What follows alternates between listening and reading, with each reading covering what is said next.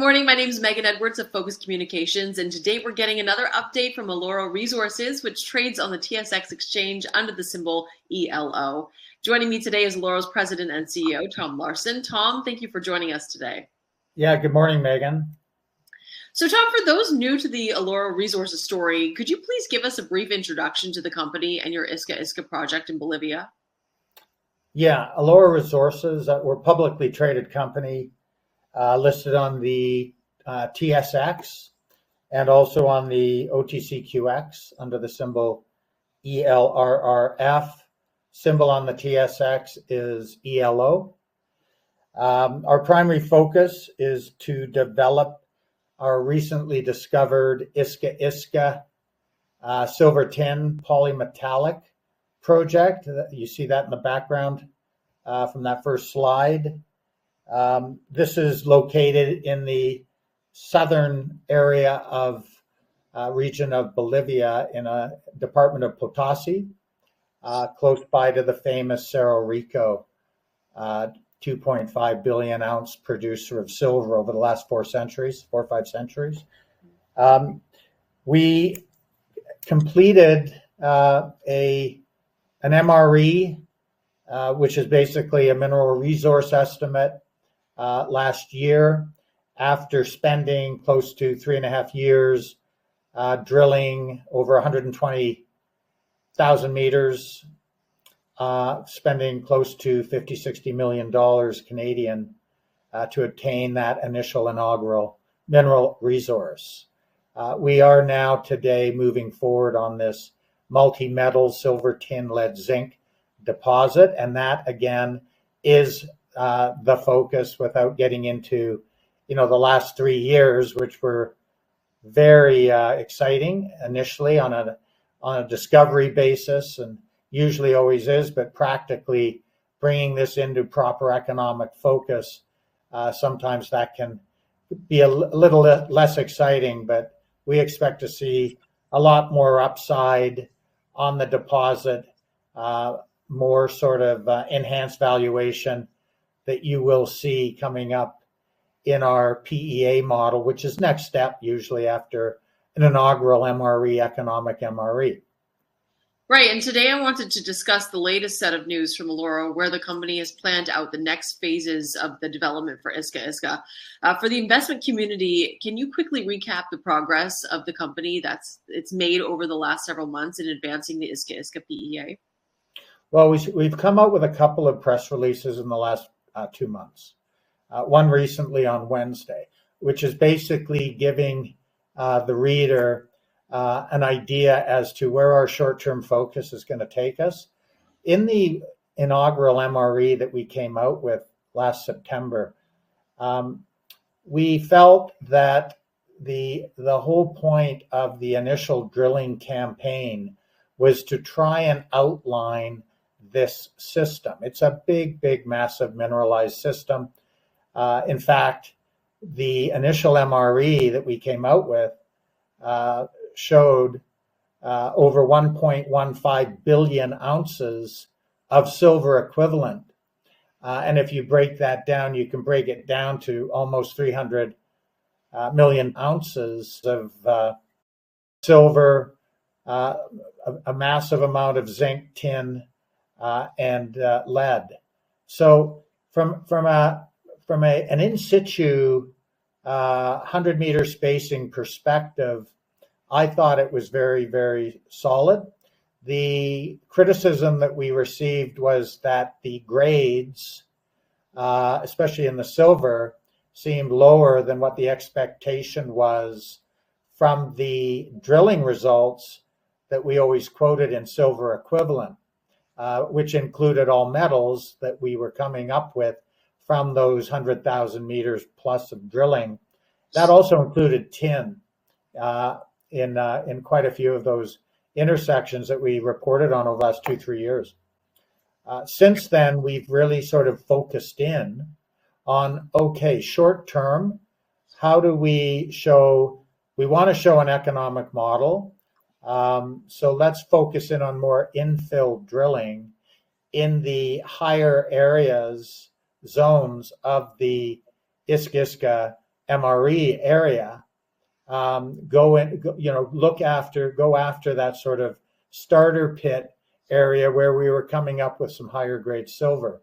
And that's where we started. We showed in the MRE that there was this open pit zonation potential of higher grade silver and lead primarily.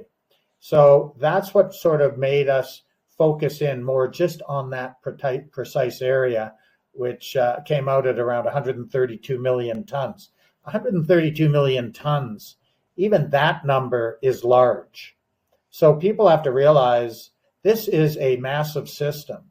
I'm not a doctorate of geoscience like my contemporaries here working with me, Dr. Bill Pearson or Dr. Osvaldo Arce, who has recently become the executive vice president of Eloro Latin American operations. He is the guy when it comes to Bolivian polymetallic bonanza style type systems. And there are a few of them in Bolivia, and he classifies this Iska Iska project as definitely, or the system at least, as definitely being a front runner over the last 100 or so years of discovery in Bolivia. So it's a massive system. We proved that with the infill, with the first pass 100-meter spacing drilling that came in with our MRE last year, still wide open in three directions, to the west, to the east, to the south. The strike length of the open pit model in that MRE was over 1,500 meters. We used a stripping ratio of 1:1. These are fabulous numbers, especially when it comes to the economics, the low cost environment that you have in Bolivia, unlike most other jurisdictions here in North America. So, there's a lot of hidden benefits that we felt we've really got to sort of micro-wise go into to show the market, focus in on drilling, on infill drilling to up the grades, not only of the silver, the zinc's somewhat consistent, the lead's somewhat consistent, but more on the silver and also on the tin. I believe tin, it could be the main, next to silver, the main hook to eventually attracting bigger capital into this system, into our project. So our focus has been, basically moving on the PEA, moving on the starter pit will form the PEA, the preliminary economic assessment study. So we've completed logistical studies independently over the last 6-8 months. We did some more infill drilling in last September to December. The most significant thing in my mind that resulted from that work was the 7-ton bulk sample that we took from the starter pit area, the upper area that we're working the PEA towards, and sent it over to Wardell Armstrong, a laboratory in Cornwall, England, under the supervision of Mike Hollywell, who's our Senior VP Project Risk, Metallurgical, is doing a lot of fantastic work for us now and moving forward. He has one other file, and that's with Sir Mick Davis of Cornish Metals, runs a private equity fund called Vision Blue. They're rehabbing the big old tin underground deposit in Cornwall. So he knows his stuff. He was the guy that brought in XRT ore sorting into our model. So we're really, really staying focused on upgrading.